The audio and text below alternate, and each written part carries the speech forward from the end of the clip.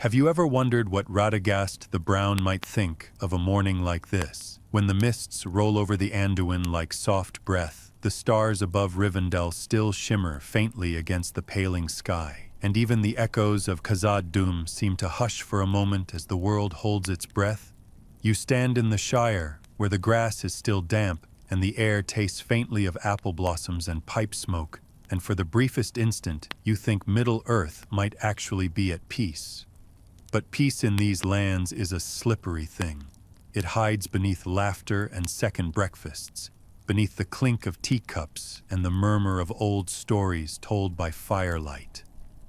Somewhere, far beyond Bag End, something ancient stirs, a whisper through the leaves that smells faintly of danger and dust. The day is too calm, too bright, too ordinary, and that alone should worry you. If Radagast were here, he'd probably talk to the hedgehogs about it first, because that's the sort of wizard he is, more interested in toads than trouble, but even he would sense the unease tucked beneath the birdsong. You can almost feel the road calling, soft as a heartbeat beneath your feet, winding past the hedgerows and toward the unknown. You probably wouldn't survive this, if we're being honest. Few ever do when the road turns dark and the songs turn into warnings. But since you're here, let's make it official. Before you get comfortable, take a moment to like the video and subscribe, but only if you genuinely enjoy what I do here. I'm really curious, from which part of the world are you watching this video? Write your country in the comments. Let's see how far this little story has traveled. As the wind curls around your ears like a secret, you glance eastward, imagining mountains you've never climbed, rivers you've never crossed, and names you've only heard in riddles. The Shire feels smaller with every heartbeat, and that strange unease in your chest might just be the first spark of courage, or maybe indigestion. With hobbits, it's hard to tell the difference. Now, dim the lights, maybe turn on a fan for that soft background hum, and let's ease into tonight's journey together. It glints softly in your palm, an innocent circle of gold no larger than a coin, and yet it feels as if the earth itself leans toward it. You turn it once, twice, and feel the faint chill that no sunlight can warm away. Bilbo had called it a trinket, a souvenir from an adventure long past, but you've seen the way his hand trembled when he let it go, as if parting with a heartbeat. The ring hums now, quiet but alive, like a cat pretending to sleep while watching you through half-lidded eyes. Somewhere in the Shire, the kettle whistles, the cows low, and someone complains about mushrooms gone missing, blissfully unaware that in your pocket rests the most dangerous piece of jewelry ever forged. Gandalf's warnings echo faintly. Fire cannot destroy it, time cannot dull it, and, inconveniently, no pawnshop would ever take it off your hands. The strangest thing is how ordinary it seems against your fingers. One Tolkien fact that scholars never tire of debating is whether the ring's allure works through sound, sight, or thought. You suspect it's more like a good song that refuses to leave your head, looping endlessly until you start humming without realizing. There's an old tidbit, tucked away in the Red Book, that even the elves once argued whether the ring had a faint smell of metal and sorrow. Imagine that. Sadness as a scent. You try not to think of it as you slip it into your waistcoat pocket, yet you feel the subtle tug, the whisper that you are already less yourself and more its carrier. Some scholars insist the ring was not truly evil, merely amplifying what already lived in the bearer's heart. If that's true, you try not to dwell on what it might find inside yours. Sam knocks at the door just then, holding 2 mugs of tea and saying something about not leaving second breakfast unfinished, because if you're going to save the world, you might as well do it on a full stomach. The morning light slides through the round window, and for one trembling heartbeat, everything looks exactly the same, except for the small shadow now coiled quietly in your pocket, waiting.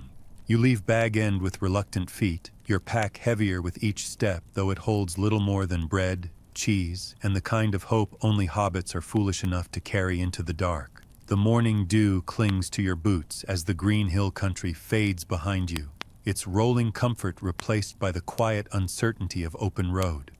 Sam walks beside you, muttering about forgotten gardening tools, and wondering if there will be second breakfasts on the way. Merry and Pippin trail close, humming tunelessly as though laughter alone could hold off the coming storm. The Shire shrinks behind you, green hills curling into memory, and the world unfolds in shades of gray and gold. You try not to look back, but every rustle in the hedge sounds like the echo of home calling your name. It's here, scholars argue, that Frodo Baggins became something more than a hobbit. Some say a reluctant pilgrim, others a tragic symbol of endurance. Yet one forgotten account claims that even the wind seemed to shift direction, favoring his small and stubborn stride. The first real chill creeps in when you reach the woody end, where the trees whisper secrets to one another and the air feels thick with something watching. Sam jokes about elves playing hide-and-seek, but his laugh wavers when a distant shriek tears through the stillness. A horse's breath, heavy and wet, drifts from beyond the hedge. You hold your breath, crouching low, as the black shape passes. The rider's cloak drinking in all light, its face nothing but shadow. The ring grows warm against your chest, a pulse that syncs with your heartbeat, daring you to touch it. You don't, but the temptation lingers like a smirk you can't unsee. There's an obscure tidbit buried in Gondorian chronicles that claims the Nazgul could smell courage as sharply as fear. If that's true, your trembling hand is probably a feast.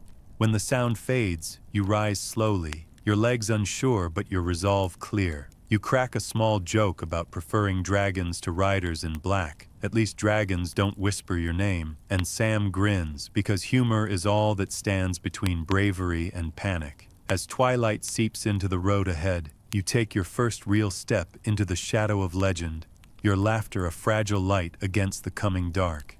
You arrive at Rivendell with lungs still stung by the chill of the Bruinen and a heart unsure of what awaits beyond the carved archways. The air itself seems to hum with memory. Every leaf glows with the last breath of autumn. Every fountain whispers secrets of ages older than time. You are shown to a great hall draped in tapestries depicting battles and laments, the kind of beauty that feels almost like pity. There, beneath banners embroidered with silver threads, sit the wise and the weary. Elrond half-elven with his steady eyes, Gandalf with his restless pipe, Legolas gleaming like morning sunlight on water, Gimli already scowling about something dwarvish, and Boromir polishing pride into every sentence. You take your seat, a small hobbit among giants of history, and wonder whether this is bravery or a terrible misstep in map reading. The council begins, voices weaving through each other like rivers converging in one inevitable flood. Talk of Sauron, the One Ring, the corruption that clings to the very earth.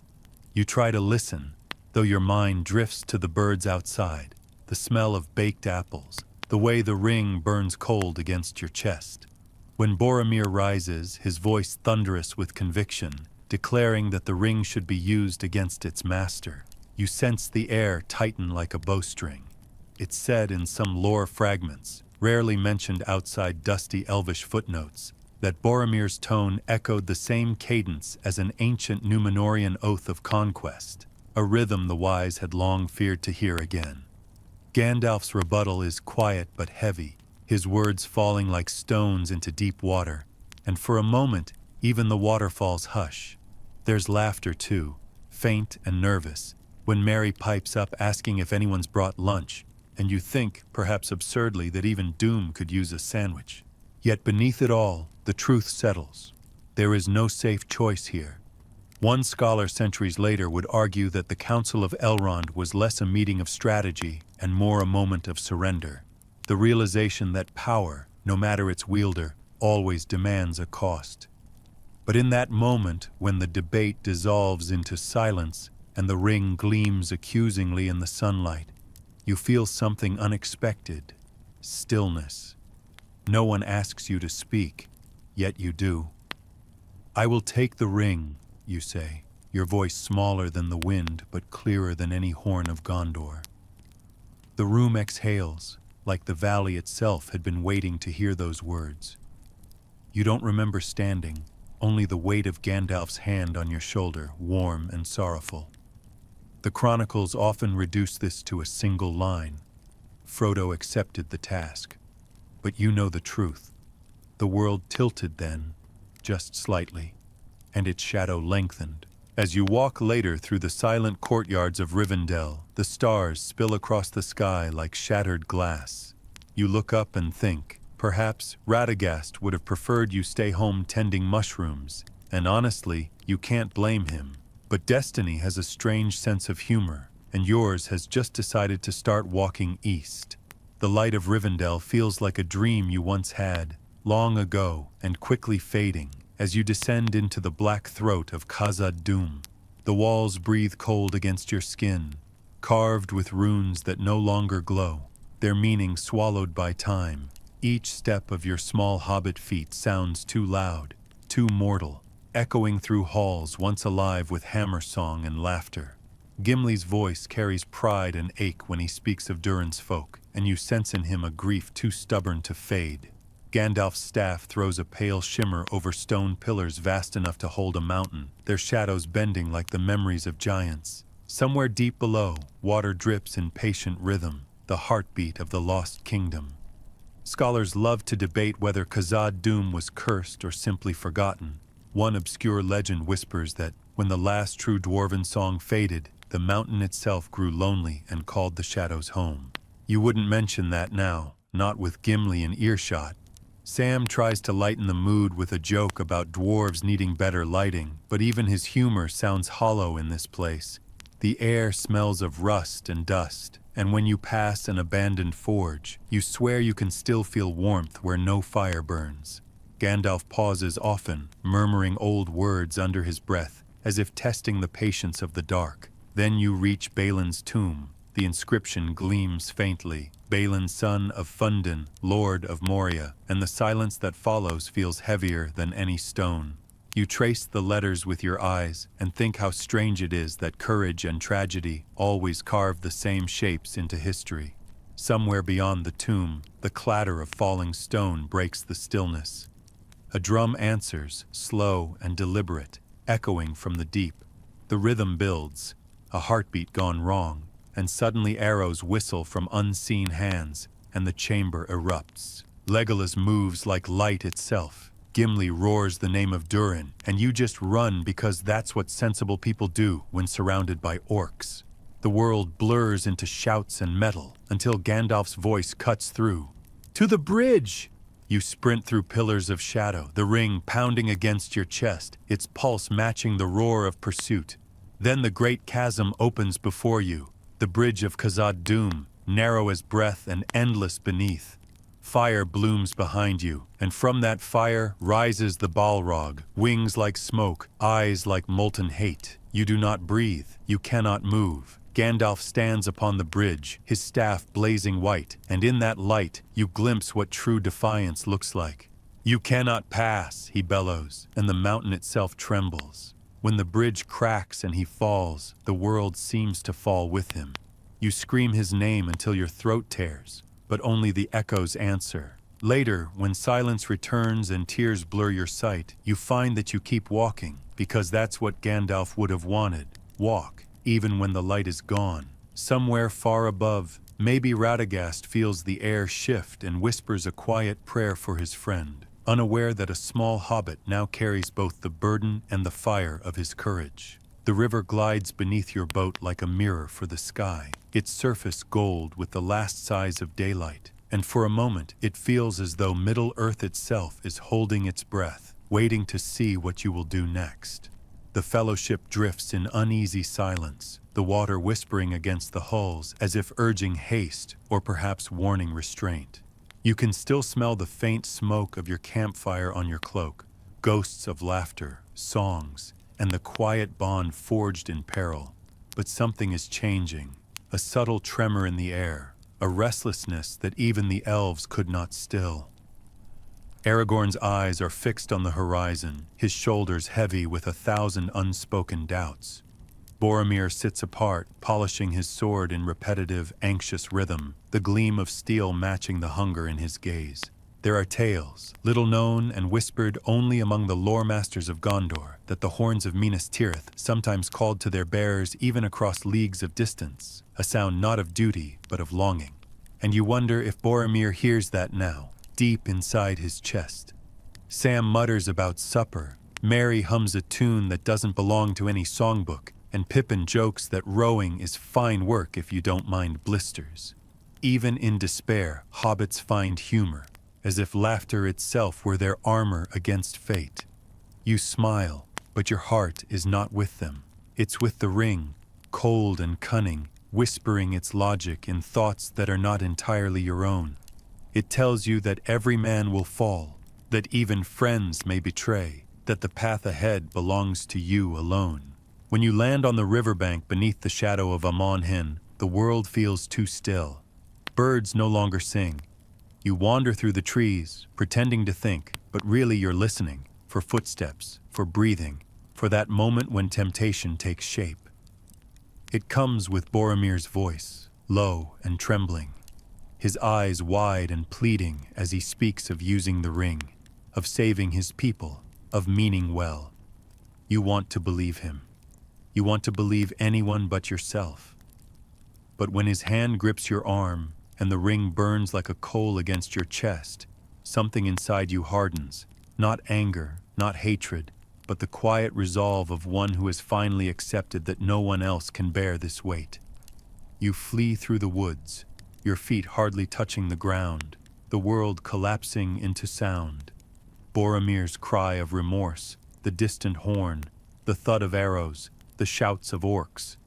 Behind you, chaos blooms like fire. Scholars have long debated whether Frodo's flight was an act of despair or enlightenment. One theory, recorded in a dusty appendix of the Red Book, claims that at that exact moment, a faint wind from the west carried the scent of the sea toward the east, as if destiny itself sighed in recognition. You reach the hilltop, gasping, your reflection flickering in the ring's surface like a ghost. You almost put it on. Almost. But then you hear Sam's voice, breathless, stubborn, loyal. And there he is, tumbling down the slope, nearly drowning just to follow you. His face is a mixture of terror and defiance as he grips the edge of the boat and says, "Of course you are going without me." You want to protest, but he's already climbing in, soaked and determined, his courage both absurd and beautiful. The others will not understand, you know. They will search and grieve, and you will feel their absence like phantom limbs. But this path is no longer theirs. It's yours. The fellowship, that fragile tapestry of hope and heart, has unraveled. The scholars call it the breaking, but it feels more like growing up, painful, inevitable, and necessary. As you row into the mist, Sam watching the fading shore, you whisper a joke to yourself, something about how no one warned you that saving the world required this much cardio. He laughs, and somehow, that's enough. You look ahead, toward Mordor's unseen fires, the water trembling beneath your oars, and you understand what Gandalf meant when he said even the smallest person can change the course of the future. You may be small, but you are no longer afraid of being alone.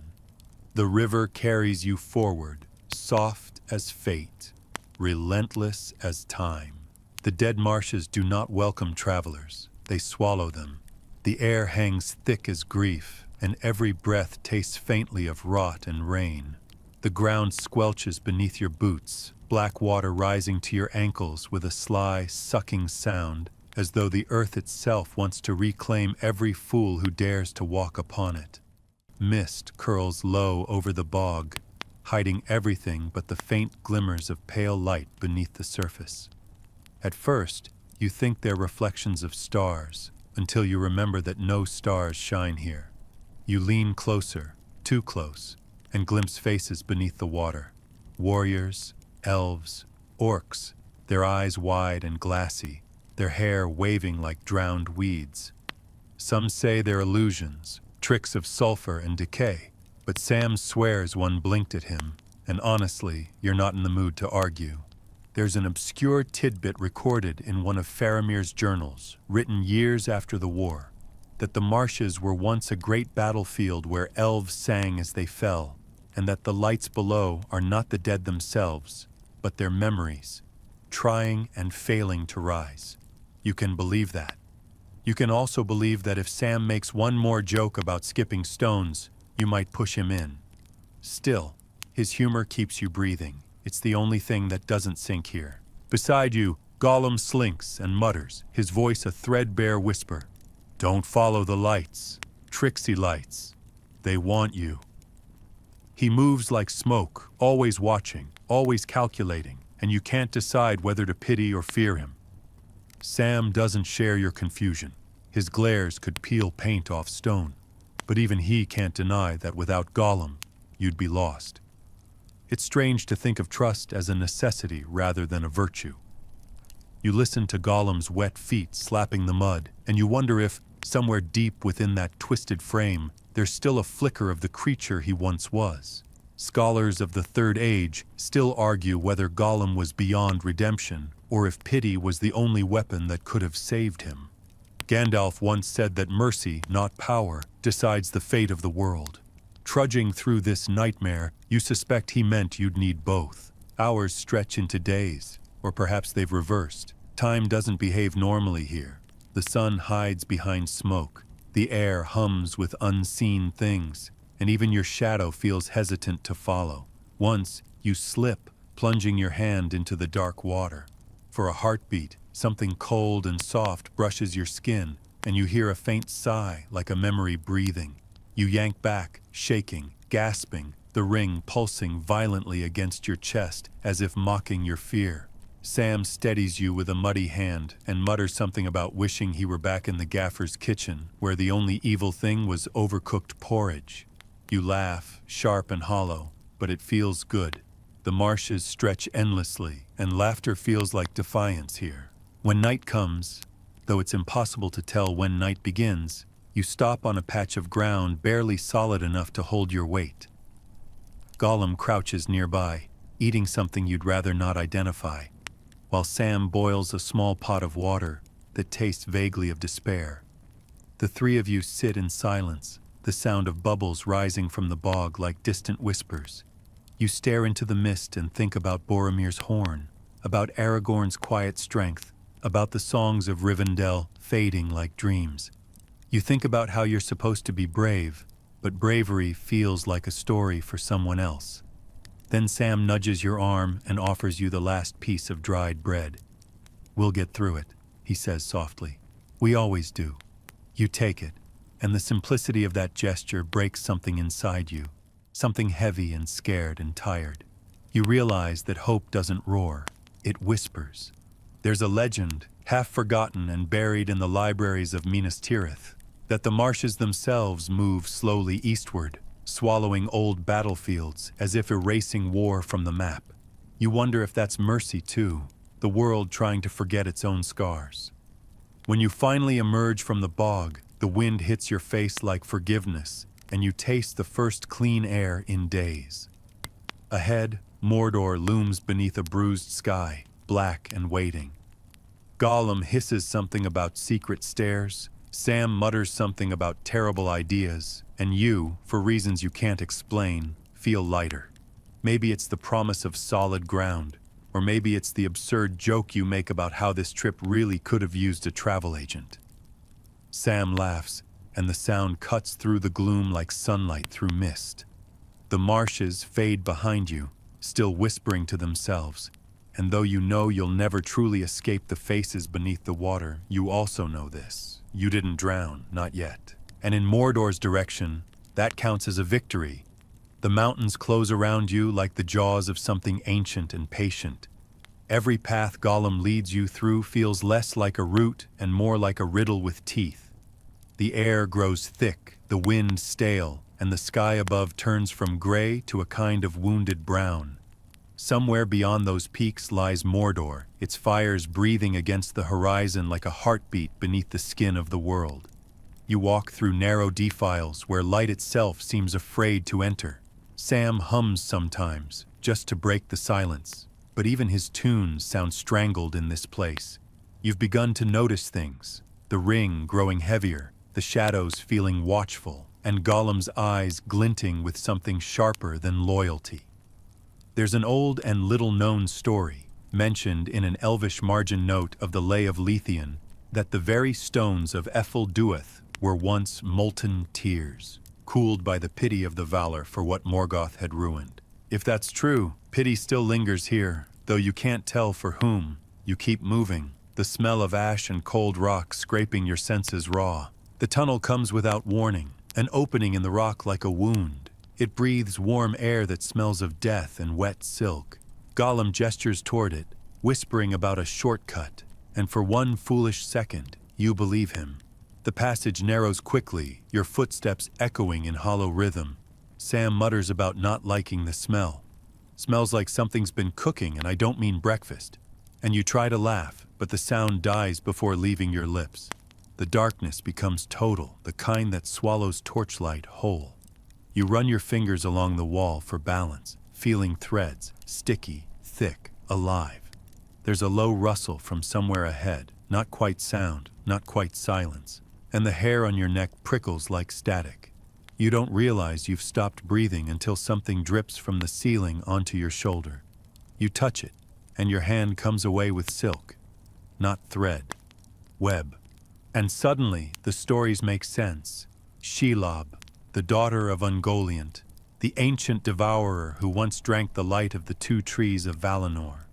The scholars still argue about her origins, whether she is a remnant of Morgoth's chaos or simply nature's cruelest experiment. But here, she is simply hunger given form. She moves before you see her, a shifting shadow against a deeper one, the click of legs echoing through stone. Sam freezes, his hand trembling on Sting's hilt, and for the first time, you understand terror as something sacred, proof that you're still alive. You stumble backward, tripping on the rocks, the ring screaming silently against your chest, as though it recognizes a rival darkness. Then she's upon you, vast and glistening, her body a grotesque cathedral of movement. Her eyes, those bloated, glimmering orbs, reflect your fear back at you, magnified until it feels like drowning in yourself. You run because reason has fled, because courage is for people not currently being hunted by an eight-legged nightmare. You hear Sam shouting, you hear Gollum laughing, and somewhere in the confusion, the sting of venom pierces your neck. The world folds inward, black and heavy, and for a moment, you dream of home, of the Shire, of warm bread, of the color green. Then nothing. When light returns, it's faint and painful. You can't move. Your limbs feel like stone, your mind fogged, but you hear something. Sam's voice, breaking, desperate. He's calling your name, shouting at you to wake up. There's a sound like steel meeting flesh, like courage being forged mid-scream, and through your haze, you sense movement, a battle, small and furious. Later you'll remember none of it, only the warmth of Sam's tears on your face and the whisper of his voice as he says he thought he'd lost you. Somewhere in the shadowed depths, Shelob retreats, wounded but alive, her hatred coiling into silence. Sam helps you sit up, his face pale, but his eyes burning with something stronger than fear. "Don't you go leaving me again," he says, and for the first time in days, you almost smile. There's an obscure fact buried deep in Elrond's archives. Some elves believed that Shelob's venom didn't kill. It suspended time, trapping the soul between waking and death, a cruel mockery of immortality. You wonder faintly if that's what the ring does too. When you finally stand, your legs trembling, you look back into the darkness you escaped and feel a strange pity for the creature that hunted you. After all, she too was trapped by hunger, by legacy, by a past she could never outrun. As you and Sam limp toward the dim light outside, you whisper a joke just to hear it bounce off the walls. "Next time, let's take the scenic route." Sam laughs, exhausted, and in that sound, the world feels possible again. The air outside hits your lungs like resurrection. You've survived the lair, but the shadow has followed you out. Mordor lies ahead, a dark promise waiting to be kept. The land itself seems to breathe fire.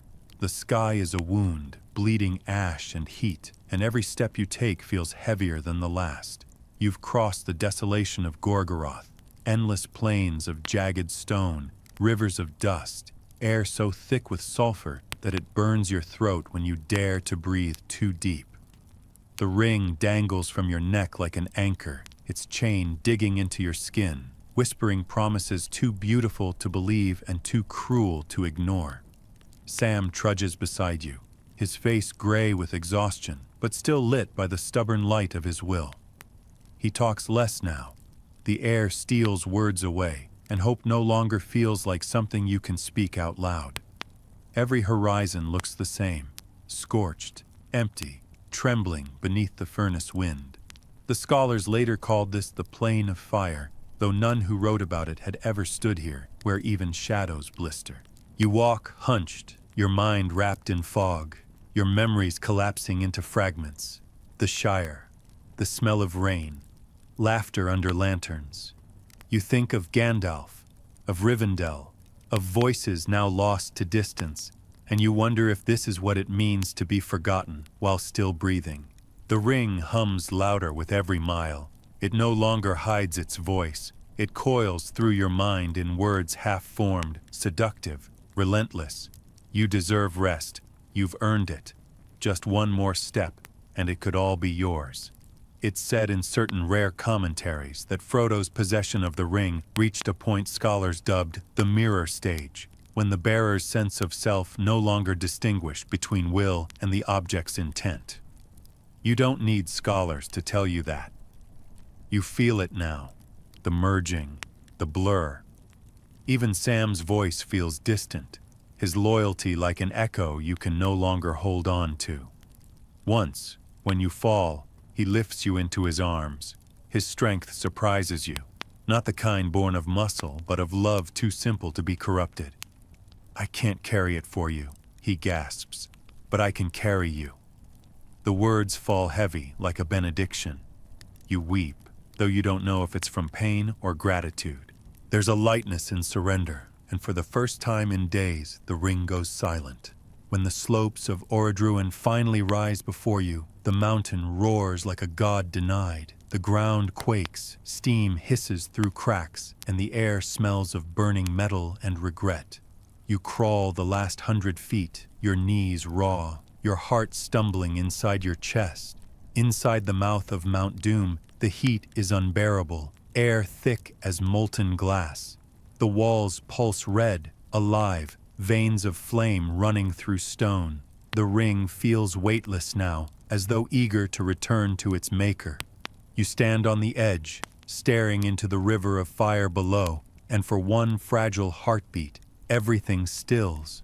The ring glows faintly in your palm, beautiful, terrible.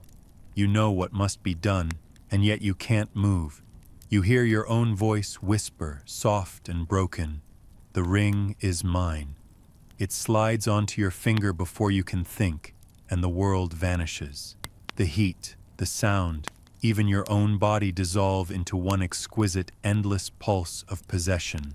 Scholars debate endlessly about this moment. Was it corruption, inevitability, or the pure logic of power reclaiming itself? There's no answer that satisfies, because none of them have worn it. Then comes the fall. Gollum's scream pierces through the unseen veil, a sound of madness and triumph. His hands strike yours, his teeth flash, and the pain barely registers before he's holding the ring again, dancing on the edge like a child reunited with a lost toy. His laughter, wild and broken, fills the cavern, until the rock beneath him gives way. You watch him plummet, still clutching his precious, still laughing, until both vanish into the fire below. The ring melts, a single golden ripple spreading through the lava like a sigh. The mountain groans, erupts, and light floods every crevice. You fall backward, blind, the roar of destruction swallowing every thought. Sam's voice reaches you through the chaos, faint but steady, pulling you back toward life. Together, you stumble out of the collapsing chamber, clinging to each other as ash rains down in sheets. Outside, the sky splits open with fire. The ground shudders, towers crumble, and the wind carries the sound of Sauron's fall, a noise like the unmaking of thunder. The eye flickers once, twice, and then shatters into silence. You collapse beside Sam on the ashen slope, your breath ragged, your body trembling with emptiness. "It's done," he says softly. You look at him, too tired to answer, and realize he's right. The weight is gone. The world itself feels lighter, like a wound finally cauterized. Somewhere in the distance, the eagles cry, a sound so impossibly clean it almost hurts. You close your eyes and feel the wind sweep across your face, cool for the first time in an age. A thought passes through you, quiet and clear. Even ruin can be beautiful when it means freedom. You don't know whether you'll wake again, but if you do, you hope it's in a world that remembers laughter, not fear. The fire fades, the ground stills, and everything dissolves into peace. When you open your eyes, the sky is no longer red but pale and soft, as if the world itself has taken its first clean breath in an age. The air smells faintly of rain and something you can't name, newness, perhaps, or forgiveness. You're lying on a bed of white linen in a hall that glows with morning, and for a moment you wonder if this is death. Then you see Gandalf smiling down at you, his face lit with laughter and sorrow all at once, and you realize that if this is death, it's not nearly as bad as you imagined. The others are there too. Aragorn, shining with the calm of kingship. Gimli with eyes still red from tears he'd deny shedding. Legolas smiling quietly, as though already half in another world. Sam bursts in and weeps, then laughs, then scolds you for scaring him half to death. His words tumble over themselves, clumsy but alive. The fellowship is smaller now, and yet it feels complete again, bound not by mission, but by memory. The war is over, the ring is gone, and Middle-earth breathes freely once more. The scholars would later write that peace settled swiftly, but you know the truth. Peace doesn't arrive. It has to be built, one heartbeat at a time. You return to the Shire months later, and it feels both the same and impossibly changed. The party tree stands tall, the fields still hum with crickets, and yet every sound seems quieter, as if the world no longer needs to shout to be heard. Sam marries Rosie, and the laughter of their children drifts across the lanes like song. Merry and Pippin bring stories back to the Green Dragon, and somewhere between the clinking mugs and cheerful boasts, you smile for real again. But the nights grow long, and the ache in your shoulder, where the Morgul blade once burned, returns whenever the wind comes from the east. You write your story in the red book, line after trembling line, hoping that someday someone might understand. But words cannot hold the weight of fire, nor the silence that followed it. There's a passage, an obscure and oft-forgotten note among the annals, that says the bearers of great burdens never fully return. They merely visit their former lives until the tide calls them elsewhere. You begin to understand that truth. When the invitation finally comes, you're not surprised. The white ship waits at the gray havens, its sails glimmering with the light of the west. Gandalf stands beside Elrond, Galadriel, and the others who have carried the grief of ages. Sam is there too, his face lined with years, his hands still rough from honest work. He hugs you without words, and you both understand what cannot be said. As you step aboard, the air shifts. The scent of salt and starlight mingles with the faint sweetness of memory. The ship moves silently from the dock, cutting through the gray water with the grace of a sigh. You watch Middle-earth recede behind you. The hills, the woods, the faint smoke of chimneys curling above Hobbiton. Each sight feels like a page turning, closing gently, without regret. The sea stretches endless before you, glowing under a sky that seems to hum with quiet music.